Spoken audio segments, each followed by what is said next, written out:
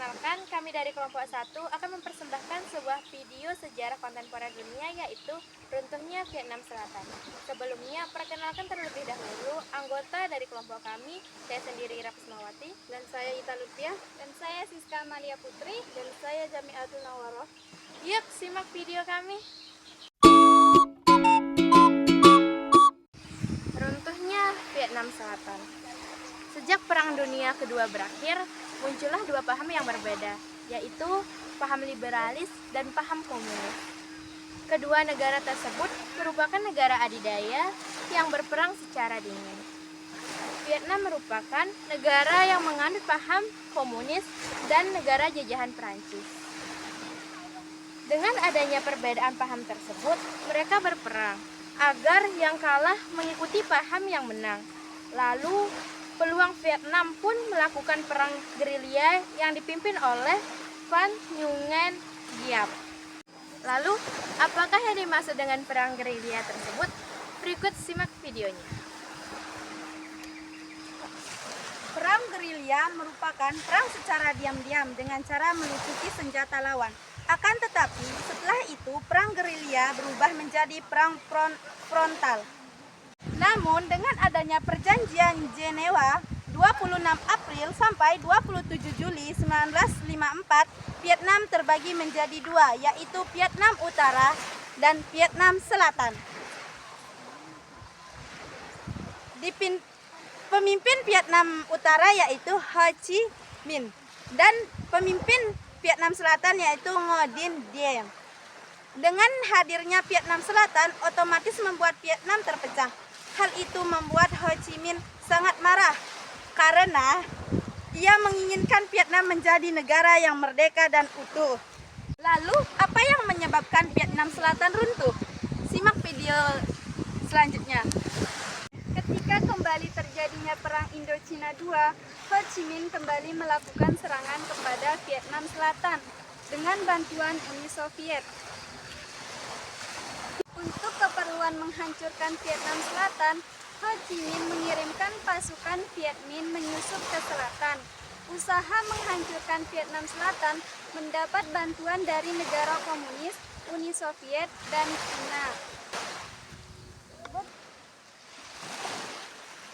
Blok Barat yang mengetahui tindakan kedua negara komunis terhadap Vietnam Utara dan merasa mempunyai kepentingan di Vietnam Selatan juga berusaha mempertahankan wilayah tersebut. Amerika Serikat memerintahkan pasukannya membantu Vietnam Selatan.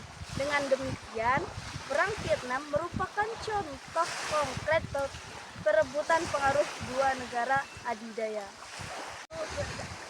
Pasukan gerilya Vietnam Utara menyusup ke wilayah Vietnam Selatan. Pasukan tersebut membentuk gerakan gerilya komunis di Vietnam bagian selatan yang dikenal dengan Viet Cong dan melakukan propaganda terhadap rakyat Vietnam Selatan atas ancaman Amerika Serikat dan sekuat-kuatnya.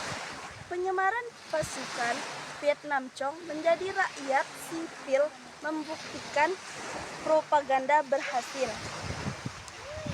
Banyak dari pasukan Viet Cong dilindungi oleh rakyat Vietnam Selatan. Hal ini mengakibatkan pasukan Amerika Serikat yang bertugas di Vietnam Selatan sulit membedakan antara pasukan komunis dengan rakyat. Apa penyebab negara besar Amerika Serikat dan Uni Soviet ikut campur dalam perang saudara Vietnam dan Selatan dan Vietnam Utara? Dengan adanya serangan itu, Amerika Serikat pun ikut turun tangan membantu Vietnam Selatan. Karena mereka masih berkepentingan pada wilayah tersebut, Amerika Serikat yang berusaha mempertahankan wilayah Vietnam Selatan terus memberikan bantuan pasukannya. Akibatnya, Perang Indochina II yang besar pun tidak lagi bisa dihindari dan berlangsung pada tahun 1957 sampai dengan 1975. Dengan adanya banyak korban yang berjatuhan, Akhirnya kedua belah pihak pun memutuskan untuk berunding dan melakukan gencatan senjata pada tahun 1970. Perundingan itu diikuti oleh Vietnam Utara, Vietnam Selatan, dan Amerika Serikat di Paris. Kemudian pada tahun 1972 diumumkan oleh Amerika Serikat bahwa Indonesia, Kanada, Hongaria, dan Polandia menjadi pengawas gencatan senjata di Vietnam. Karena mendapat serangan tersebut, akhirnya Vietnam Utara menyepakati gencatan senjatanya. Perjanjian itu disebut sebagai Persetujuan Paris dan ditandatangani pada 27 Januari 1973. Pada tanggal berapakah Vietnam Utara kembali mengancam Vietnam Selatan? Namun, pada tanggal 18 April 1975, Vietnam Utara kembali mengancam wilayah Vietnam Selatan.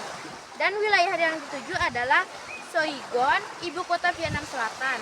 Masyarakat Vietnam Selatan pun panik dan mulai mengungsi ke wilayah Amerika Serikat menggunakan 5 kapal induk armada yang dikirimkan Amerika Serikat. Presiden Vietnam sempat berganti 2 kali. Pertama yaitu bergantinya Nguyen Van Thieu. Lalu, siapa sih tokoh Nguyen Van Thieu itu? Nguyen Van Thieu adalah presiden yang menandatangani Persetujuan Paris. Karena Amerika Serikat berjanji mengirim pesawat B-52 yang akan mengebom Vietnam Utara jika melakukan pelanggaran. Namun hal itu tidak dilakukan oleh Amerika Serikat dan Vietnam Selatan kekurangan kekuatan militernya. Saat bantuan dari Amerika Serikat tidak datang, Vietnam Utara semakin di atas angin.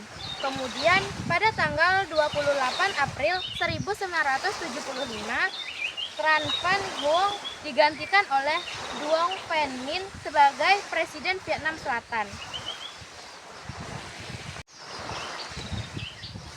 Namun, baru sehari memimpin, wilayahnya langsung diserang oleh pasukan gerilya Vietnam Utara, yaitu Viet Cong. Wilayah yang menjadi tujuan serangan Viet Cong adalah Saigon. Pada akhirnya, pasukan Vietnam Selatan kalah akibat hujan tembakan artileri yang dilakukan oleh Viet Cong. Akhirnya, pasukan Vietnam Utara mulai menduduki posisi-posisi penting di Saigon dan mengibarkan bendera mereka di Istana Kepresidenan Vietnam Selatan pada tanggal 30 April 1975. Hal ini menandakan menyerahnya pemerintahan Vietnam Selatan tanpa syarat kepada Viet Cong. Dan kejatuhan Saigon pun menandakan menyerahnya pemerintahan Vietnam Selatan tanpa syarat kepada Viet Cong. Dan kejatuhan Saigon pun menandakan berakhirnya Perang Vietnam dengan kemenangan Vietnam Utara. Hal ini menjadi periode awal transisi Vietnam menjadi satu negara yang utuh. Lalu, pada tahun berapakah negara Vietnam tersebut bersatu? Berikut simak videonya. Setelah berakhirnya perang ini, kedua Vietnam tersebut pun bersatu pada tahun 1976 dan Vietnam menjadi negara komunis. Perang ini mengakibatkan eksodus besar-besaran warga Vietnam ke negara lain, terutamanya Amerika Serikat, Australia, dan negara-negara barat lainnya. Sehingga di negara-negara tersebut bisa ditemukan komunitas Vietnam yang cukup besar. Terima kasih sudah menyaksikan video kami. Sekian dari kami. Wassalamualaikum warahmatullahi wabarakatuh.